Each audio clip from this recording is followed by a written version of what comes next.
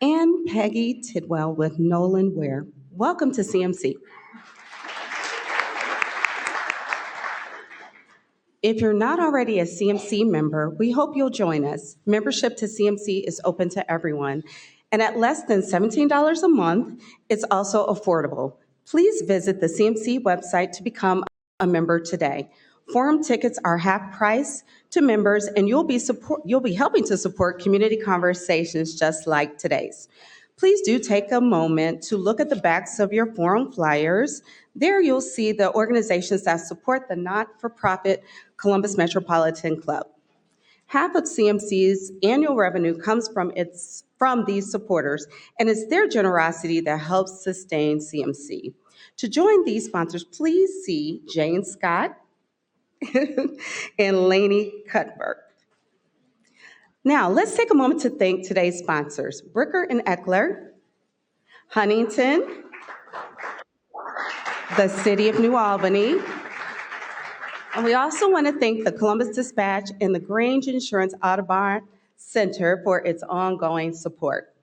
Thank you as well to the Center for Human Kindness at the Columbus Foundation and the Columbus Dispatch, again, for presenting today's live stream. Let's thank all of those once again for supporting today's forum.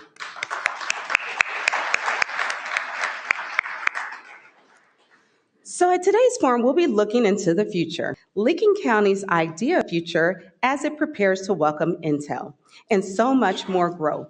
Parts of Licking County, Ohio will be unrecognizable 25 years from now. Can its planners and leaders provide the right mix of housing, control and manage sprawl, maintain green space, and create transit solutions that look beyond cars? With today's panel, we will envision what Licking County's idea Intel future looks like. And now, please join me as we introduce our panel. Please welcome Joelle Kuzim with today's sponsor, Bricker Eckler. Joelle, the podium is yours.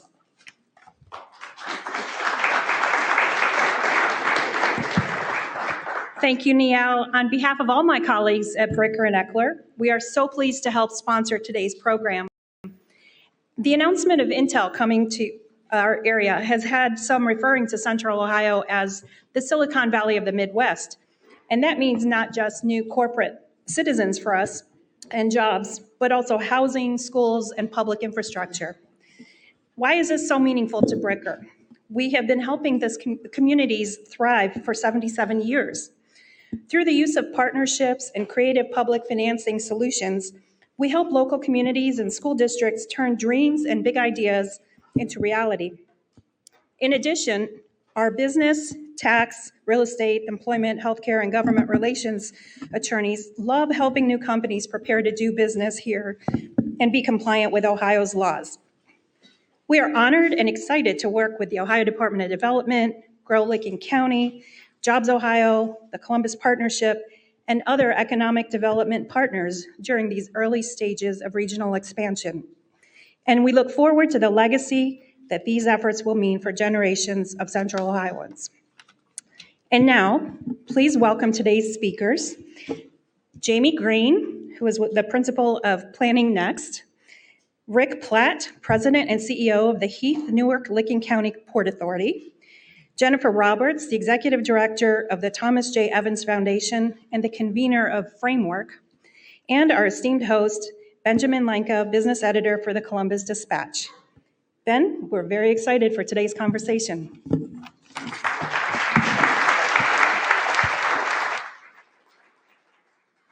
Thanks so much, and thanks to everyone for coming out today. It's good to see what a full crowd. My goodness, look around. Just imagine in 2019, how many of you would be here to talk about the future of Licking County? I'm guessing the room would be much less well attended. But that four-letter word Intel, that really draws a crowd for sure. So I wanted to give a little perspective to kind of understand where we were in Licking County in 21. And I am now the business editor at the Dispatch, but for the past 5-6 years, I was the editor at the Newark Advocate. So I'm coming this from a ground floor level there.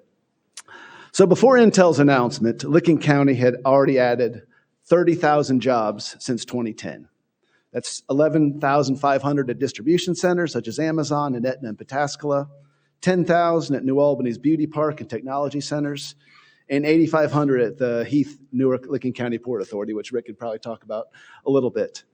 But even with that growth, there was concerns about what the future was. I remember thinking, talking to some of my staff who's here today, what project should we do for the year 2022? We just got the census numbers, and it showed that many of our communities were struggling to gain population. Was there really a future? So I was like, well, we should probably profile all these and see, are these places going to die? That was my, I'm a genius. That's what I was thinking at the end of 2021. But then obviously the Intel thing happened.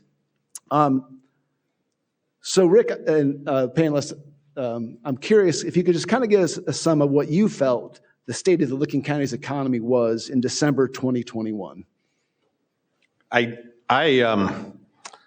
I didn't have that feeling that we were going to be declining. I guess I'm one of those that it was a little lonely sometimes to be bullish on manufacturing, and that's kind of the heart of Licking County's economy. In Central Licking County, I guess one correction, the Port Authority is one of 5 industrial parks that collectively add up to 8,500 people employed. And it's interesting that there's nothing alike about the 65 plus companies that are in that corridor. Most people in this room, just like when there was a chuckle, Ben, when you said that, who would have come in 2019 to hear about Licking County, most people, rightly so, don't necessarily recognize what's just a few miles away. And so among those 8,500, I mean, on our campus, the Port Authority does own, we've got guidance systems for missiles, and we've got baby formula. We have plant-based seafood. Yes, that is a thing. And we actually are home where Amgen's putting together equipment for their facility to go in New Albany. So it runs the gamut.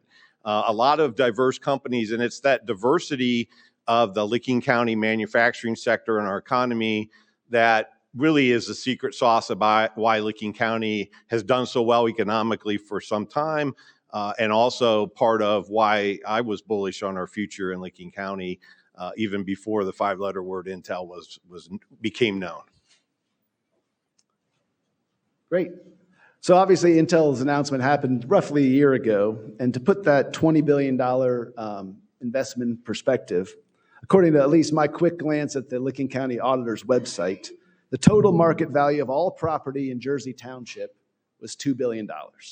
The total value of all property in all of Licking County was $20 billion. So we're talking about the investment the size of all the property worth in the entire county coming in one fell swoop. That's a pretty dramatic change.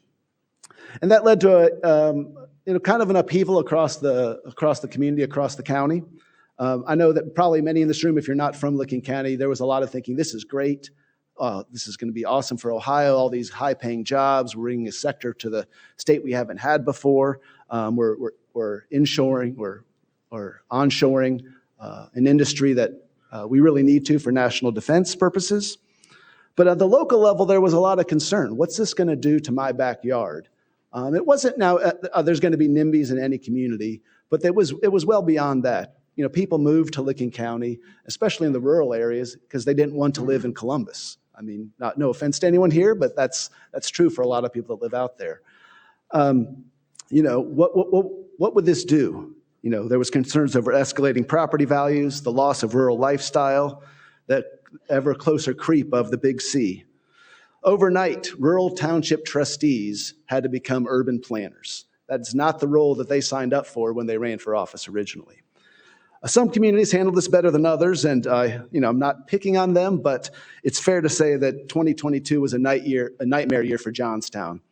It became a city in October of 21. In that past year, it lost its mayor, its council president, 5 of the 7 council members, 2 city managers, police chief, finance director, service director, city planner, and more. In August, the city had a recall election, removing the mayor and council president overwhelmingly. And now this is the most extreme example of kind of the turbulence that's happened, but there's many Licking County governments that have struggled with the news. There really didn't seem to be an overall planning effort, an in-steps framework. And so, Jennifer, Jamie, I'm curious if you could, at least from a broad level, say, what did you see in 2022 that made you think, a nonprofit should get involved to help plan for this massive community investment? Well, I'm not sure it immediately popped into our minds to step into this role, but our role in the foundation, we have served many municipalities in partnerships where we have bike paths, public parks, lots of resources that we make available to the public at no cost in partnership with these government municipalities. So as the news broke about Intel coming to our community, there was quickly a group that formed that was called Welcome Intel. And that group, represented here by Rick Platt with the Heath-Newark-Licking County Port Authority, the Licking County Chamber of Commerce, and Grow Licking County, our CIC, quickly pulled leadership together throughout our county to try to figure out how to respond to this news. Coming out of those initial meetings with Welcome Intel, it became clear that planning was not going to be the focus of that group.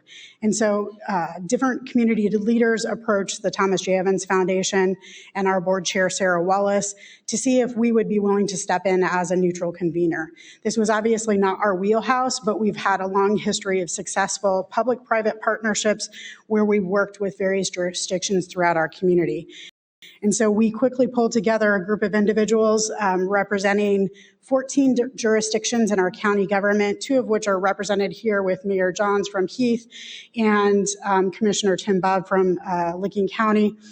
And we proposed to them on April 28th of 2022, would a public-private partnership be of value to you? We didn't want to step into a role that was not beneficial. Our primary goal was to bring national, international resources to the table so that they could have additional tools at their hands to do this planning work and to bring best practices. And there was unanimous support from the jurisdictions that they wanted the support. And so from that meeting, we initially moved on to a national search for a public planning partner. And that's where we brought forward Jamie Greene as the principal from Planning Net. His team has been an outstanding partner. We came back with that recommendation after interviewing 4 firms, researching in depth about 20 national firms. And in June, we presented to our leadership team of elected officials from those 14 jurisdictions in the county representation what our recommendation was to go forward, and there was unanimous support to do so. So from that point, we engaged in a process of trying to identify resources to help support this project. And really from about July of last year, we have been on a race to try to get ourselves ahead of the planning effort. Many people tell us we should have been doing this a long time ago, but the reality is within Licking County and the way our government is structured and the autonomous roles of each of the township trustees, the village administrators, and the city mayors, this probably wouldn't have happened without this news. So we have an extraordinary collaboration, a great partnership of elected officials, and that's really how we stepped into this role. And Jamie, what have you heard from people? And I assume it's probably different things, but what do they want to see for Licking County's future in light of the Intel development? Sure, Ben. Before I do that, I just hope that folks in the room appreciate what Jennifer just said, that a development organization, it's not in their wheelhouse, chose to provide leadership in their community in the face of so much unknown activity. Like no one, I mean, we've even talked to the folks at Intel and certain questions, they'll say, we don't know yet, we don't know. But they stepped in there, and many of you I know in the room have been involved in planning processes in your own community. And those can be tough, and those can be challenging. Imagine someone being willing, in this case, the Evans Foundation, to step up and claim leadership of 15 different jurisdictions. I mean, that is phenomenal. And that just doesn't happen. So I think there's a just amazing point here about the value and importance of leadership in these kinds of efforts. So the question, Ben, that you wanted me to answer was, what are we hearing from folks? Yeah. So, you know, we have been really fortunate on the engagement. There's probably, 3,000 people who have participated in our engagement effort so far, telling us what they think is important for their community. We have taken what they've told us and distilled it into 14 principle statements that are going to guide the work. But there are statements in there that I don't think would have been predicted years ago, things like a full range of housing choices. You know, we all like our own sort of individual things. There's principles in there about favoring inward direction of growth first before going outward. There's importance about the fiscal health, that the development process that we go forward with has got to yield a fiscal benefit. We work in a lot of communities in other places in the country as well, where leadership believes that any development is good development and good for them. But the reality is that tax laws and land uses and different kinds of communities yield different sort of net sort of benefits. But this is an effort that says framework, whatever it puts forth, really ought to be checking about our fiscal health here. And we need to benefit from what we're doing. So there's a whole host of them, but I think there's right now a whole host of really good, basic blocking and tackling and making good communities. What we've begun to edge into is that if you're going to have this $20 billion significant global enterprise here, can you raise up the bar of what you're doing?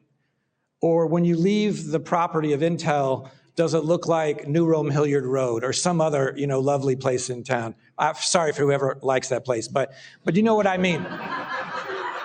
You know that we've done a terrific job in the last 60 years of making really homogeneous, unattractive places that no one has an ounce of emotional attachment to.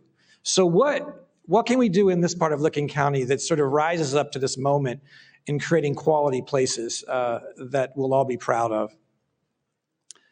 Ben, if I could interrupt. Yep, please. Just to echo what Jamie said at the beginning, I mean, Licking County is very much a grassroots place. What I mean by that, I mean, you've got to, it's harder work. You've got to respect that 15 jurisdictions, they have their own, if they were kids, their own personalities, their own approaches to things. There's nothing similar really about Granville and Hebron, for example, and you've got to recognize that. And so really what Sarah Wallace as the leader of the T.J. Evans Foundation and what the foundation has done is extraordinary because, I mean, they were able to convene and get no insult to elected officials, some of whom appoint my board members, that, sometimes it's hard to get 15 elected officials in a room that agree the sun sets in the evening and rises in the morning. And yet we were able to get sometimes two hands up in terms of agreement on what needed to be the course of action for this visioning effort of framework. Rick, since Intel's announcement, what have you seen from Licking County employers and how they're working to secure their own workforces? Yeah, one of my first 3 phone calls were people worried about, oh boy, I would make a right decision to focus on coming to Licking County. All 3 of them, though, I'll be happy to report, are in a good place. The first one's building a large building right now. They were worried, could they compete for construction? Could they compete to find concrete because they needed a lot of it themselves? But they overcame that fear of accomplishing it and are building right now. And the other 2 companies are at their highest levels of employment in the last 20 years on our campus. So there's that kind of first thing that hits is a fear of competition for limited resources. But I think it's something that I guess I'd love to keep hearing more and more. So I keep repeating it's time for Ohio to get used to growth. We can grow our economy, and that doesn't mean that we're all fighting for some shrinking piece. We're all fighting for a bigger piece of the pie. Jamie, Jennifer, do you feel you have adequate buy-in for your efforts from local governments? Do you feel the different entities in Licking County are on board? So all that these jurisdictions were asked was to support the process. Nobody knows what the outcome of the plan is right now.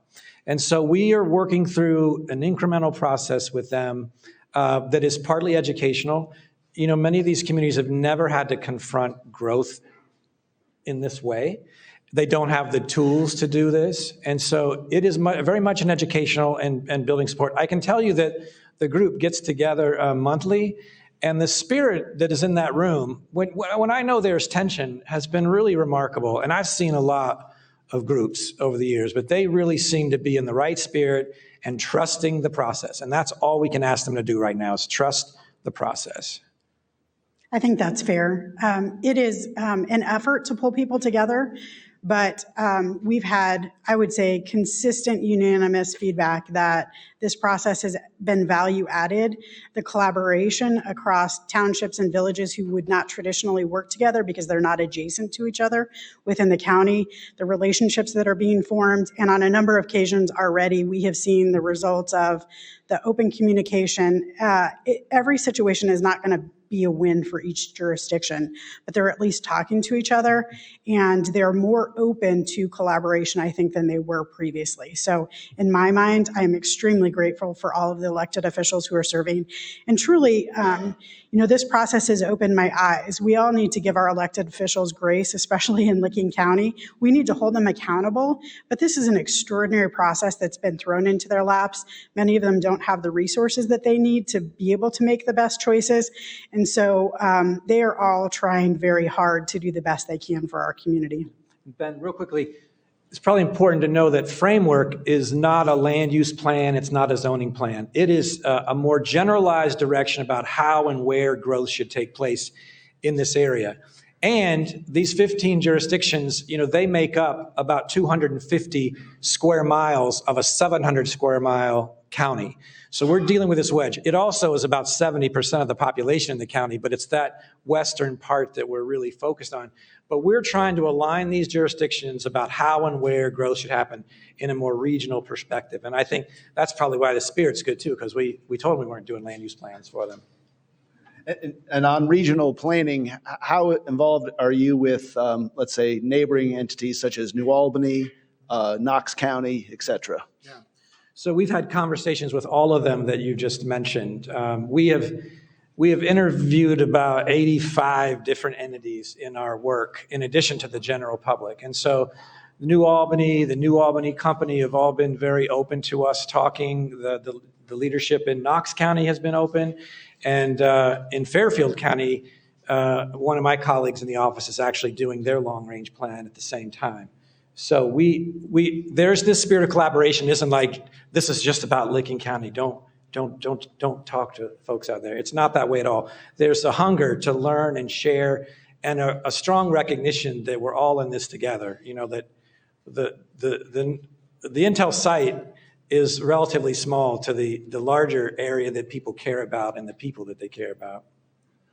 One of the entities most affected by growth is our local school districts, to the extent that some vocally oppose housing developments because they don't feel they can house more kids. How are the Licking County schools being incorporated into what Framework is doing? I'll start, Jennifer, and then you can go, because I like to share this part. They've been engaged, all 10 superintendents, on a regular basis. So they've been involved in a individual basis. They've been invited to give their own growth projections. You can imagine of all the different entities in the county, there's a lot of different growth projections. So we want to see what they were having to say. But the last meeting Jennifer and I had, and we were able to share with them where the work of Framework was, the group, we were only supposed to have about 10 minutes for an update, and it was like 35 minutes with them. One of the superintendents was in southern Delaware County and opened 9 elementary schools when he was there. So there's somebody in Licking County who understands that dynamic in a really profound way. And then there was another superintendent who, when we were sharing with them the principles about like a mix of uses and walkability, those things, those, basic bread and butter things, this one superintendent started talking about his son who would love to come back to Licking County, but there isn't a housing product right for him. And so in the air, he starts sketching out this, mixed use village for everyone right there. He didn't know the vocabulary, but he knew the essence of the quality of place that young people would be looking for in his community. Anyway, we're engaged. They want to be more engaged with us. There will be a section of the Framework report that will address schools and how they could be treated in this process. Yeah, I think it's a complicated issue. We, as a part of Framework and the Evans Foundation, a big part of why we chose to step up and take on this role is we want our community to be stronger in 10 to 20 to 30 years. And we want each one of our communities within Licking County to be able to benefit from this process.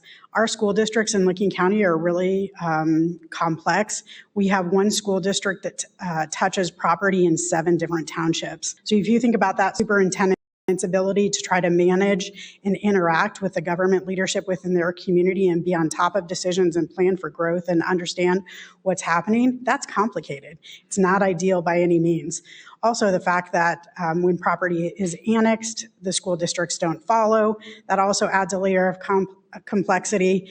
I think what we hope to get out of this process is that we can give different elected officials, the superintendent, tools to help them be a bigger part of the conversation. Again, we're about facilitating collaboration and communication. So if that means when a developer is engaged in a process for a big development, how do we section off a piece of that property for a future school development? What kinds of steps can the communities take to communicate with the school superintendents so that they can plan in advance? My sense in speaking with the superintendents is that they just want to be planful and they want to be able to respond to the growth rather than have it thrown upon them in a manner that they can't respond to. Our community, when we did a public survey, having strong schools is a really part of what makes our communities special. And many of us who live in Licking County, I'm a 20+ year Licking County resident, I value the school district I'm in, and I want to ensure that not only my students, but future students have the ability to benefit from those strong schools. So they're very much a part of our process. This may be difficult to answer because the answer might be I don't know, but with Intel and the other development, how much should residents in Licking County expect their daily lives to change? Will it depend on where they live? Well, Ben, I would say first, like with residents of Licking County, it's 700 square miles. That's 3 cities of Columbus, like the footprints in that area. So it's a big place. So we expect the folks in Eastern County that other than maybe some increased through traffic and maybe some housing out there, it's probably not going to change. But those folks that are right up against the Franklin County line, it's gonna happen. And so that's why, they're gonna experience the changes. And we read your paper, Ben, and we know, and the Newark Advocate, and we know that something's happening almost every day in that part. And it doesn't expect to slow down anytime soon. So that will be different. But there are efforts underway right now. There's at least 3 different transportation studies going on to look at how to improve mobility. There's a transit study that's not been awarded yet, but the Eastern Franklin, Western Licking transit study. So they're trying to, make that, as least worse as possible, going forward. But it will change. But the point of what framework is about is and we've talked to the transportation folks about this, you don't have to just pull the standard designs off the shelf and, give it to Western Licking County. Can we do something here that really meets, what these people really care about? So yeah, there may be some more congestion. Yeah, there's going to be more development, but can it be done in a way that, you're proud of it and it returns value long-term? I think that's the issue. For those areas that are going to change, it's going to change. We've done research on developable land in our section, it's 250 square miles, so it is the same size of Columbus, of what is developable there. And, we've taken out things like steep slopes and roads and water and, preserved. And then we've applied the projections that the BIA has put together that many of us are familiar with. And, there is quite a bit of land over time, if it's used well. And these are using the density that currently exists in the communities. If some of these communities said, oh, no, we need different housing product and we don't want to lose as much land, we're going to have higher density, then there could be even more land available. But it's something like, 40% of the land is easily developable, and a third of it would be taken up by the BA. A third of the 40% could be taken up. But we do know that the density is a tricky thing. In our work around the country, and we do research, engage public, we know that in general, when you ask the public about development, they're adamantly opposed to 2 things, and that's density and sprawl. And we're feeling that a bit in Licking County right now about how to address those two dynamics there. But but it will change. And what's really up to the local jurisdictions is, what sort of rules or regulations are you, willing to put in place that will manage this, what's going on to the best of your ability? You touched on it a little bit, but I know that Newark-Licking County is probably the largest community in Ohio fixed route transit system. It sounds like that's at least being looked at. Yeah, I think there's a lot of good work because, sometimes I can be optimistic or naive, but I'd like to think that there's growing sensibilities about ways that we should get around in this country. And MORPC, I see a good MORPC team here today, are really thinking in all different kind of ways about how do we actually get around. It's connected to so many other aspects. It's not just about getting around. It's about economic development. It's about quality of life. And I would like, and I know that Licking County, there's conversations going on as part of this effort to address that in some meaningful way. Rick, you've long been bullish on manufacturing in Licking County and Ohio. What do you believe we should do now to capitalize on this moment? Well, I think it's a recognition that this reshoring of manufacturing is real. And I think Licking County is, for even before the Intel announcement, was a microcosm of that happening. There was a report came out in 2017 called the New American Heartland, and one of the 4 pictures on the front was a building in Licking County. And people quoted in that story talking about how the middle of the country was really going to be part of being able to bring back manufacturing to our shores and really serve the whole globe in terms of providing manufactured goods. And then in early 2021, Jobs Ohio was part of a report that came out from another think tank that totally focuses on the middle of the country. Same thing happens, that, okay, Ohio really is poised to be the place based on its history, but also on its future, that the place is going to welcome back manufacturing. So it's no surprise to me that that's already happening. And, I think our challenge in Licking County is we need to, I got my cheat sheet of the things Intel's looking for in terms of skills. It's robotics, it's automation, fabrication, CNC machining, the list goes on. But the list of companies that want those same skills is actually equally long. There's a lot of companies right there in central Licking County. It's the largest manufacturing corridor in all of central Ohio. Companies like Boeing, THK, Nature's One, they're craving those same skill sets, and they're finding them. So that's why I remain bullish.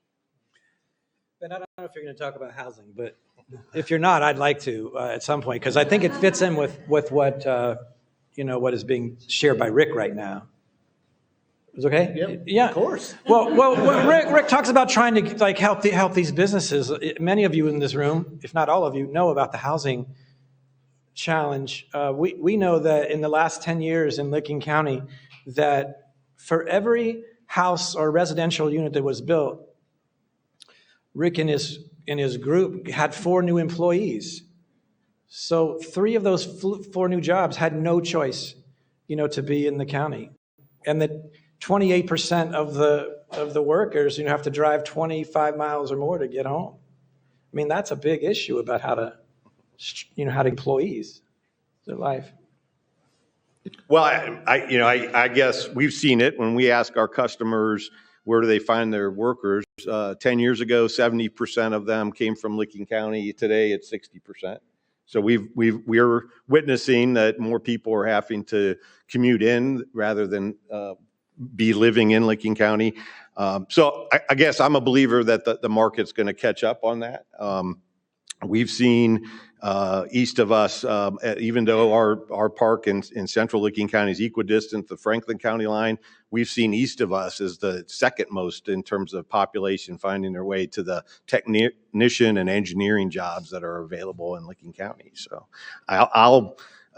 I'll be hopeful that with the help of framework, but that the market will find its way. So we'll move to questions from our live stream and in-person audiences in just a minute. If you have questions, please make your way to the back in the microphone right now. So one more question for me, panel. Many people have used Phoenix and Arizona and Oregon as comparison communities for what we might see in Licking County. What of those models do you think is good, and what do you think we should be cautious about using? Just speak up. I have not had the opportunity to go to Chandler, Arizona, but our team did go to Hillsboro, Oregon. And what I gained from that as a Licking County resident is how important planning is. So the quality of place on their streetscapes, on the construction of their buildings, it was a beautiful place to be. And I had confidence after making that trip that with appropriate planning, our community can shape what happens in the future. And I think that's really, really important for people to understand. We can't stop growth, and we're not trying to stop growth, but we're trying to provide guidance and direction on how to shape that growth in places that make most sense from a fiscal perspective, but also make us feel good about the place of work and play. And from my mind, that is the one thing that I took away from that trip. I've been to both, and to me, the takeaway was a calming effect. You know, a lot of our neighbors in Licking County have been fearful, you know, don't want to be across the street, don't want to be near. And yet there was an alfalfa field across the street from Intel in Chandler. There was an apartment complex where we met a 25-year Intel employee who lived there before Intel actually came. So it was a calming effect for me that I could share with my neighbors that, hey, this is a good neighbor to have, at least in the two places that we've seen. Great. It's CMC's longstanding tradition to take audience questions. Doug Buchanan with CMC is curating questions from today's live stream audience. For those of you with us in person, please join Doug at the microphone. Out of respect for others, please keep your questions brief and to the point so we can get to as many as possible. Please also keep in mind that questions do end with a question mark. Doug, what is your first question? Yes, they do. Ben, thank you very much, and thank you to today's panelists for a terrific conversation. I'll kick us off with a question from the live stream audience. This question comes from Todd Houston, who asks, this question might be for you, Jennifer, is the foundation attempting to create any binding commitments among local authorities to help achieve the overarching plan for growth? We don't have a binding commitment within our jurisdictions. When we set out, we let them know that our goal would be to bring resources to them and that our collaboration was kind of one of goodwill and good spirit. It was difficult to ask our communities to make a commitment to something that we didn't know what the product would look like. And so our goal is to provide great resources, really good information about our communities, information based on what the communities themselves want and the residents of Licking County want. And then hopefully that information will help those elected officials and their leadership teams make the right choices. I have every confidence that that will happen, but we are all there on a sense of goodwill and wanting to be collaborative rather than it being forced upon them. Go ahead, sir. My name is Brian Urbanski, and I'm a housing provider, and I'm also the founder of the Aubrey Affordable Housing Foundation. We're a 501c3. And we provide support for some of the most financially challenged groups that we have in our community.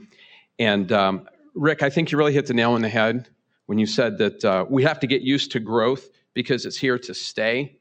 And I would like to add to that, but it does come at a price. Here in Columbus, we're already, and you guys have already addressed the housing question, and I appreciate that.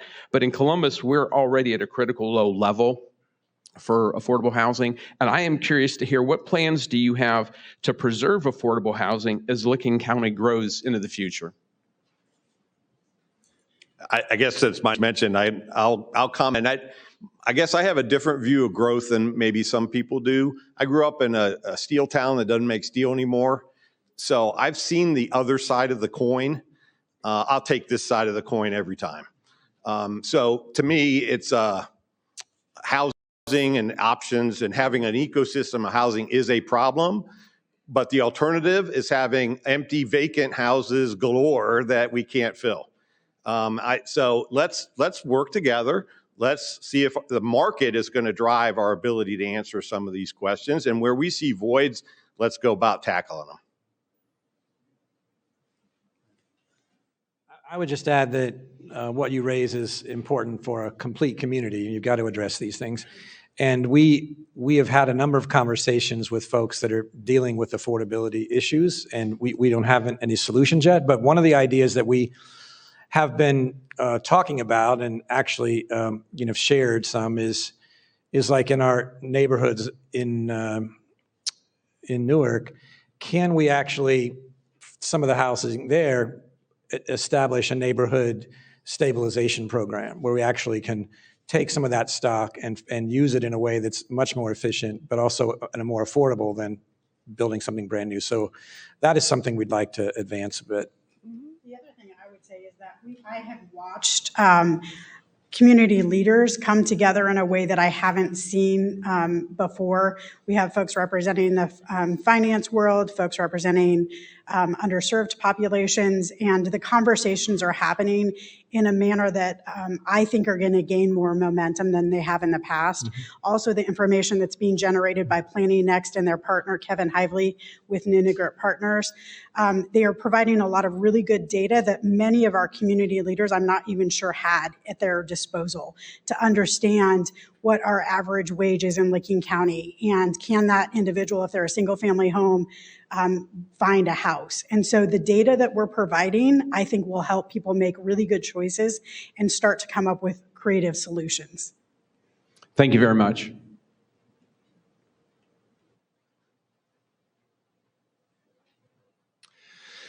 John Kazalia from the live stream audience asks, since CODA is now operating Licking County Transit, are we going to see CODA routes extended into Licking County? I don't know that I can answer that. I don't know what CODA's plans are. I know that CODA in general is interested in sort of the regional mobility questions, and they've been interested in Licking County in particular, but I don't know the answer to that specifically. I don't know that we have the answer, but the county commissioners are engaged with CODA. They're separate systems. We have our own separate system in Licking County, but how can they be working together? That's what the nature of the collaboration is to get them working together. Whether that results in shared routes is yet to be seen. And hopefully, if you read the Dispatch and Newark Advocate this week, you would have seen that there will be some test markets or test routes in Licking County this year from CODA. So. Hi, my name is Nikita. He's really, really tall. I'm a CCAD student, and I was just wondering, a lot of times when a city is expanding or if there's growth economically, it comes at the cost of the local environment. So I was just wondering what plans you guys have in the future to preserve it and care for it more. So what we're crafting with the leadership group is what we're calling a conservation and development approach. So we're leading with what here is special to you, what here is environmentally sensitive, that should be conserved or protected. So we're starting with that. And so when I mentioned the amount of developable land in our study area, we'd already extracted land that appears to have some sort of constraint on it. Could be a water feature. So we are starting with that, and we think we've heard that strongly from the folks we've engaged with, is that the natural environment to them is important. There's also a group in the county that works to help conserve land. So there's a lot of land that's conserved. We have a map of all of that land as well. So I think that's part of the culture of some of the people we're integrating with. And this, if the leadership group supports it, there will be, the main product will be a conservation and development map. Does that help? Kinda. Well, go it again if you want. No, I mean, it's not just the land, I guess, that needs to be preserved. It's the waterways and the species and animals and stuff like that. So. Yeah. No, you're absolutely right. We think that was, I think that was kind of implied in your question. We also have the Nature Conservancy that's out working in the county right now that is looking at those kind of things. So we have been looking at it. We'll look at it even more based on your comment. Questions? Thank you. Thank you. From the live stream audience, Richard Needles says, Licking County is currently 91% white. What impact will the planned growth and development have on the racial mix in Licking County? Is diversity a goal for Licking County? I know that our manufacturers in Central Licking County would enjoy having more diversity among their workforce. So we hope that events like this catch attention to the fact that there's actually going to be more than just Intel was already in Licking County. That you could go to jobs.boeing.com and find opportunities for jobs at Boeing right now. And so I think part of it is let's get attention for folks who are interested in job opportunities right now. To me, that's one answer to the question about diversifying the workforce of our region. I would also suggest that our employee base is becoming diverse. It's not necessarily reflected within our residents yet, but as housing issues are addressed, hopefully they will become more in parity. I would just say, I think based on the number you gave and the growth that the county is going to see, I mean, more diversity will happen in Licking County. I mean, there should be no question about that. It's whether there's policies to encourage that and integrate all populations to make them feel welcome. But it will happen there. That's just a no-brainer. Dan Fertelman with Schooley Coldwell Architects. How do we ensure a different pattern of development? Our current way of developing is an apartment community here, a housing community here without network roads. And that actually causes most of our congestion. How do we break that chain?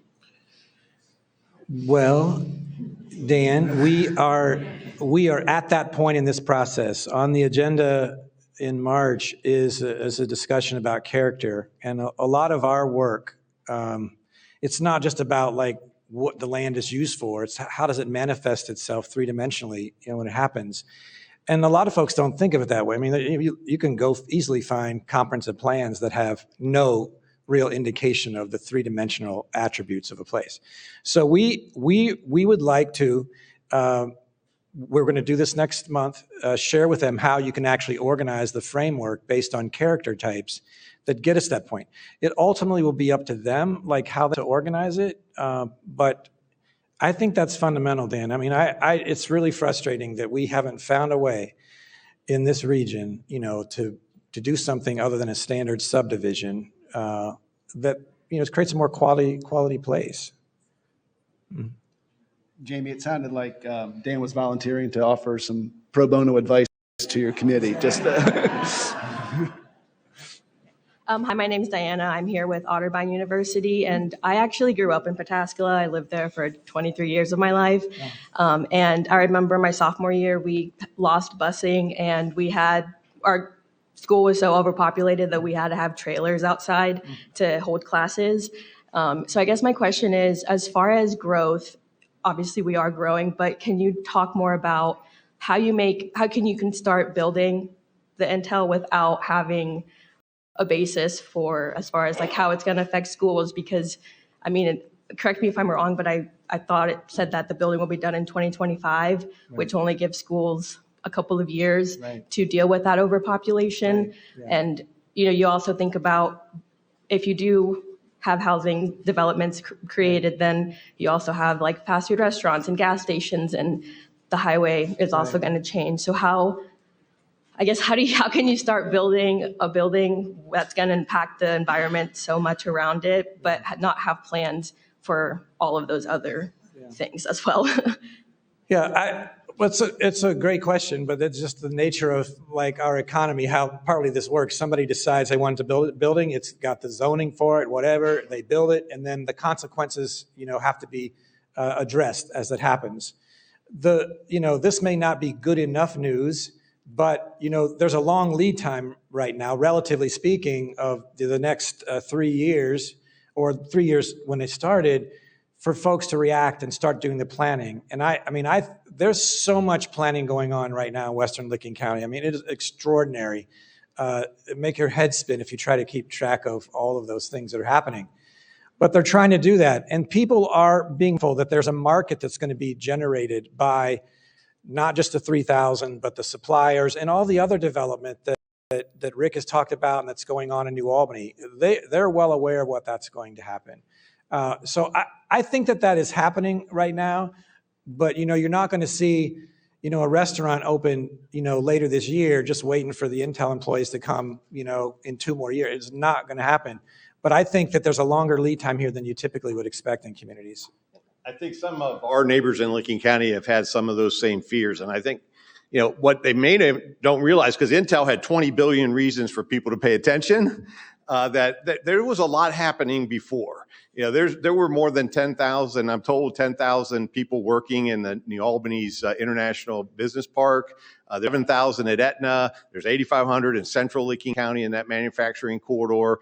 Our manufacturing workforce grew 41% overall in the county. There's been a lot of growth happening, and it's the market's working. It's absorbing, and so I think part of the effect is Intel got everybody's attention, and the stuff that happened before maybe didn't. Could I ask, I just want to ask one real quick follow-up. I think it's an important point to her question. The Intel is hoping to begin processing plants in 3 years, but I think it's safe to say that the full scope of the development might be decades out in terms of what it's going to look like in Licking County. Right. So I think there's more time than just the 3 years. Right. When I went to Chandler, Arizona, I tried to stay on Eastern time, so I go and do my morning walk, and I saw a lot of vacant property. And that's a place that has more sun than we do, and a little closer to a border than we are in terms of attracting immigration. So, I think there's a calming effect again, the fact that we've done this before. We really have.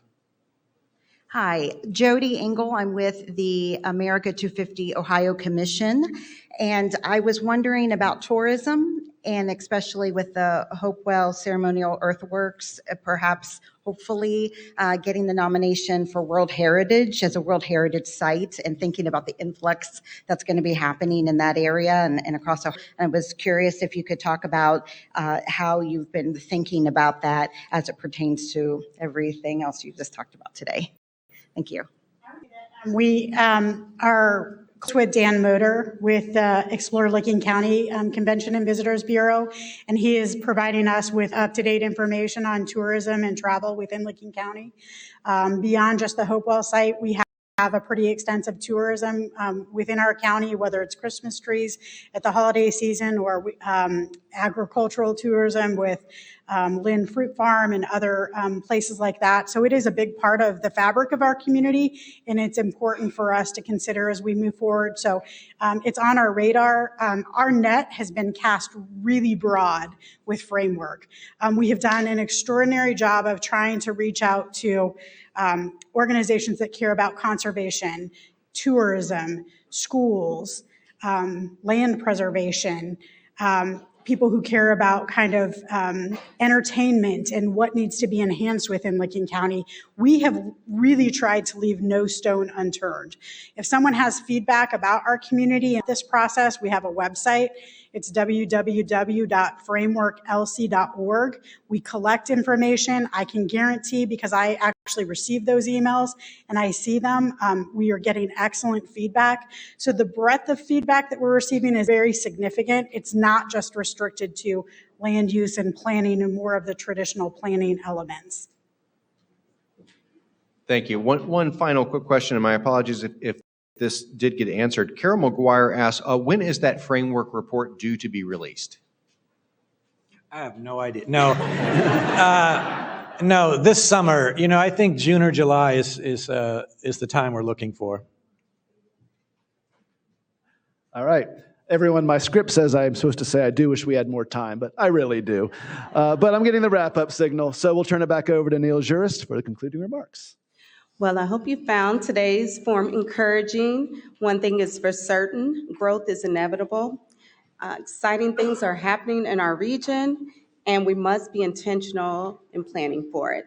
So thank you to Brooker and Eckler, Huntington, and the City of New Albany for sponsoring today's forum. Thank you as well to the Columbus Dispatch and the Grange Insurance Audubon Center for its support. Thank you to our virtual seat patrons and to the Center for Human Kindness at the Columbus Foundation and the Columbus Dispatch for supporting today's live stream. And a very special appreciation to today's speakers, Jamie Greene, Rick Platt, Jennifer Roberts, and our host, Benjamin Lanka. Let's give them all a round of applause, please.